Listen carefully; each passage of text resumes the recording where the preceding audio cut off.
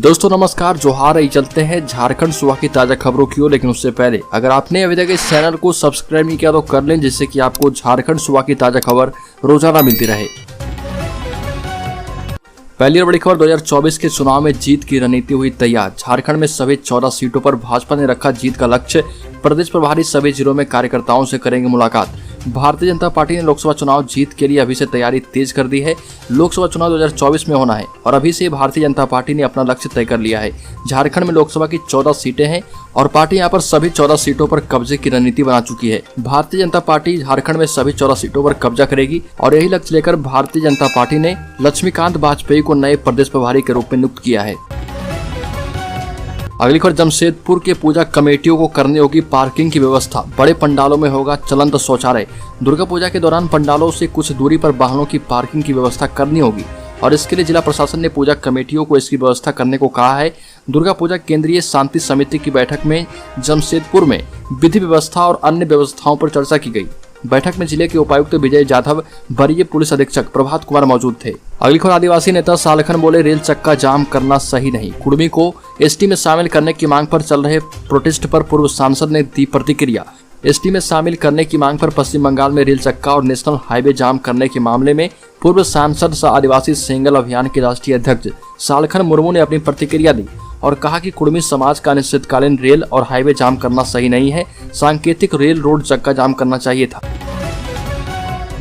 अगली खबर, एक रिपोर्ट में सामने आई है कि राष्ट्रीय औसत से ज्यादा जीते हैं शहर में रहने वाले लोग। गांव से ज्यादा दीर्घायु शहर का जीवन है। शहर के लोगों की औसत आयु 72 वर्ष के करीब है, जो कि राष्ट्रीय औसत से अधिक है और इस मामले में जमशेदपुर 8वें नंबर पर चल रहा। वहीं जिले के ग्रामीण क्षेत्रों के लोगों की औसत आयु 65 साल 5 महीने है और यह जो आंकड़ा है पूर्वी सिंहभूम के अस्पतालों में दम तोड़ने वाले मरीजों के ब्यूरो के विश्लेषण से तैयार किया गया है।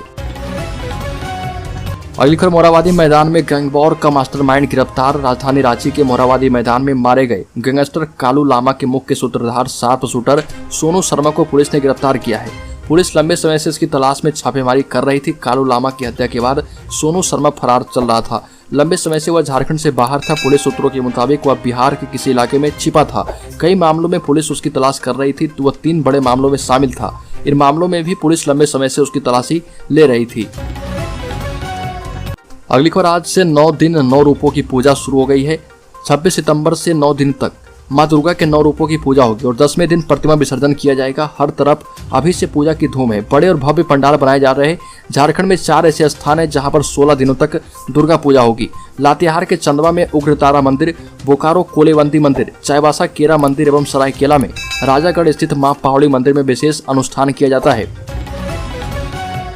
अगली खबर, झारखंड सरकार का बड़ा ऐलान। अनुबंध कर्मियों को राज्य से मैट्रिक और इंटरमीडिएट करने की अनिवार्यता से मिलेगी छूट। राज्य सरकार ने झारखंड कर्मचारी चयन आयोग के माध्यम से तृतीय श्रेणी के पदों पर होने वाली नियुक्ति में सामान्य श्रेणी के अभ्यर्थियों के लिए झारखंड के शैक्षणिक संस्थानों से मैट्रिक एवं इंटरमीडिएट उत्तीर्ण होना अनिवार्य किया है। लेकिन स्वास्थ्य विभाग में पैरामेडिकल कर्मियों की होने वाली नियुक्ति में अनुबंध कर्मियों को एक बार के लिए इस अनिवार्यता से छूट मिलेगी। राज्य सरकार ने यह निर्णय लेते हुए नियुक्ति रूल बुक में संशोधन किया है। इससे राज्य के सरकारी अस्पतालों एवं मेडिकल कॉलेजों में अनुबंध पर कार्य करने वाले पैरामेडिकल कर्मियों को बड़ी राहत मिली है। अगली खबर, राज्य में 1932 का खतियान लागू करना आसान नहीं। सहमति के लिए सर्वदलीय बैठक की तैयारी। आपको बता दें कि झारखंड में 1932 के खतियान आधारित स्थानीयता नीति को लेकर हेमंत सोरेन सरकार जल्द ही प्रक्रिया तेज करेगी।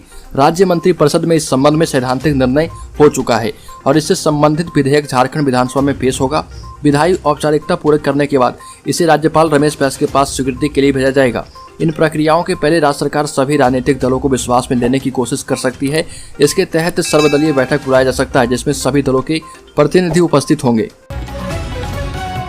अगली खबर, हेमंत सरकार ने जीता मोदी सरकार का दिल। झारखंड को बेस्ट परफॉर्मर अवार्ड मिला है। आपको बता दें कि कुछ महीनों के भीतर जिस तरह से झारखंड में भ्रष्टाचार के मामले सामने आए हैं, हेमंत सोरेन की सरकार भाजपा के निशाने पर है। भाजपा के नेता हर दिन हेमंत सोरेन की व्यवस्था को बेनकाब कर रहे, यहाँ तक कि ईडी की कार्रवाई भी हेमंत सरकार के लिए मुश्किलें खड़ी कर रही है। ऐसे तल्ख सियासी माहौल में हेमंत सोरेन के खाते में 2 खुशखबरी सामने आई। केंद्र सरकार ने एक विशिष्ट योजना में फर्जीवाड़ा रोकने के लिए झारखंड को बेस्ट परफॉर्मर का अवार्ड दिया। दूसरी खुशी की बात है कि झारखंड मुक्ति मोर्चा सांसद महुआ माझी केंद्रीय समिति की सदस्य मनोनीत कर ली गई है और इसमें कोई दो राय नहीं है कि पहली खुशी के सहारे झारखंड मुक्ति मोर्चा नेता अब भाजपा के नेताओं को घेरने का आनंद उठा सकते हैं। अगली खबर, झारखंड के मुस्लिम बहुल इलाके में फिर से स्कूलों की प्रार्थना पद्धति बदल रहे मुसलमान। समाज में एक ऐसी शक्ति काम कर रही जिसकी मानसिकता झारखंड सरकार के नियम कानून से अलग हटकर इस्लामी पद्धति कायम करने और उस पर चलने की है। 2.5 महीने पहले गढ़वा जिले के कोरवाडी स्थित मध्य विद्यालय में बच्चों के द्वारा हाथ जोड़कर प्रार्थना करने के बजाय हाथ मोड़कर करने का मामला प्रकाश में आया था। इसके बाद शिक्षा विभाग ने सख्ती दिखाई और राज्य के सभी विद्यालय में प्रार्थना के बाबत दिशा निर्देश जारी किए और फिर जहां पर मनमानी हो रही थी वहां पर स्थिति सामान्य हुई। अब एक बार फिर से मुस्लिम बहुल क्षेत्र स्थित कतिपय विद्यालय में मनमानी शुरू हो चुकी है और इनमें पलामू जिले के छतरपुर प्रखंड के ठेकही टाण स्थित उत्क्रमित मध्य विद्यालय शामिल है। अगली खबर, 4.5 वर्ष के बाद जेल से बाहर निकले पूर्व मंत्री योगेंद्र साव। पत्नी अभी जेल में ही बंद है। हजारीबाग के बड़का गांव हिंसा मामले में रांची के होटवार जेल में बंद पूर्व मंत्री योगेंद्र साव बाहर निकले। पूर्व मंत्री योगेंद्र साव को झारखंड हाईकोर्ट से जमानत मिली थी। हाईकोर्ट के जस्टिस आर मुखोपाध्याय एवं जस्टिस अंबुजनाथ की खंडपीठ ने योगेंद्र साव की जमानत की सुविधा प्रदान की थी। योगेंद्र साव के जेल से बाहर निकलने की सूचना पर बड़ी संख्या में समर्थक जेल के बाहर जुट गए थे। अगली खबर, नीतीश कुमार के निशाने पर अब झारखंड है। हेमंत सोरेन से मुलाकात करेंगे। आपको बता दें कि बिहार में भाजपा से तालमेल टूटने के बाद मुख्यमंत्री नीतीश कुमार भाजपा विरोधी दलों से संपर्क बढ़ाने लगे हैं और इस क्रम में वो कई प्रमुख नेताओं के साथ लगातार बैठक कर रहे। इसी कड़ी में झारखंड में सत्तारूढ़ झारखंड मुक्ति मोर्चा के कार्यकारी अध्यक्ष हेमंत सोरेन से मुलाकात कर सकते हैं। आगामी 16 अक्टूबर को रांची में जदयू की राज्य स्तरीय सम्मेलन की तैयारियों के संदर्भ में यहां पर आए बिहार सरकार के मंत्री श्रवण कुमार ने कहा कि नीतीश कुमार लोकसभा चुनाव को लेकर गैर भाजपा दलों के नेताओं से मिल रहे और इसी कड़ी में हेमंत सोरेन से भी मुलाकात कर सकते हैं।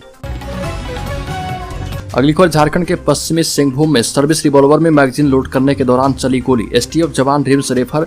झारखंड के पश्चिमी सिंहभूम में नक्सली अभियान से लौटने के बाद स्पेशल टास्क फोर्स एसटीएफ का एक जवान गोली लगने के कारण गंभीर रूप से घायल हो गया। आनंद फानन में घायल जवान को अनुमंडल अस्पताल चक्रधरपुर लाया गया और यहाँ पर प्राथमिक उपचार के बाद बेहतर इलाज के लिए राज्य रिम्स रेफर कर दिया गया। बताया जा रहा है कि एसटीएफ जवान अपनी सर्विस रिवॉल्वर में मैगजीन लोड कर रहा था, तभी गोली चल गई। अगली खबर, झारखंड के व्यवसायी दिलीप मेहता की हरियाणा में हत्या। चाकू घोंपा फिर डाल दिया तेजाब। झारखंड के हजारीबाग जिले के इचाक थाना क्षेत्र के कुरहा गांव निवासी दिलीप मेहता की हरियाणा के रेवाड़ी में अपराधियों ने हत्या कर दी। घटना 22 सितंबर की बताई जा रही है। अपराधियों ने बेरहमी से इनकी हत्या की है। पहले चाकू घोंपा फिर तेजाब डाल दिया।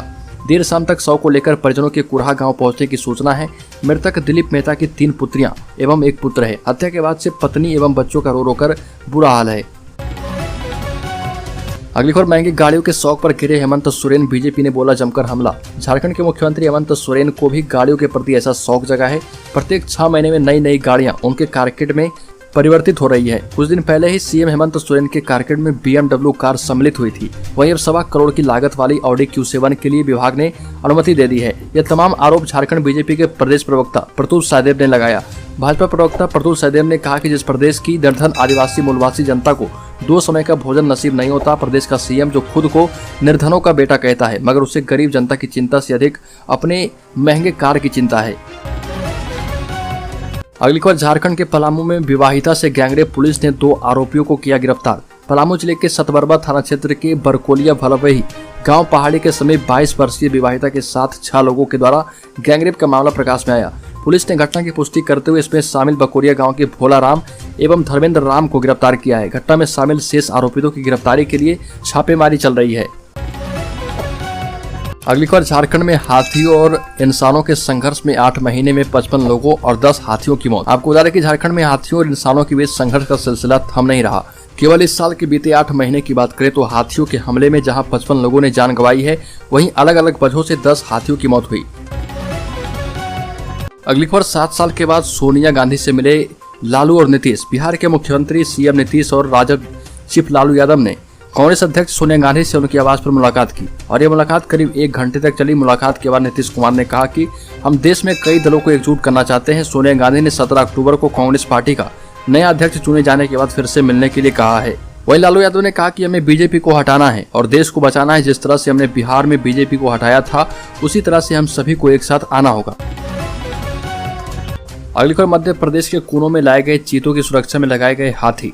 जानवरों से कम, इंसानों से ज्यादा खतरा। असली परीक्षा तब जब जंगल में छोड़े जाएंगे। कुनो नेशनल पार्क में चीतों की परवरिश हो रही है, वो भी बिल्कुल नवजात की तरह, और यह बहुत जरूरी भी। अगर ये सर्वाइव कर गए तो पूरी दुनिया में एक मिसाल बनेंगे। ऐसे ही विलुप्त होते जानवरों को एक महाद्वीप से दूसरे में शिफ्ट करने का रास्ता भी खुलेगा। इसलिए भारत और नामीबिया के एक्सपर्ट 24 घंटे इन पर नजर बनाए हैं और अब इन तेंदुओं की सुरक्षा के लिए हाथी को लगाया गया है।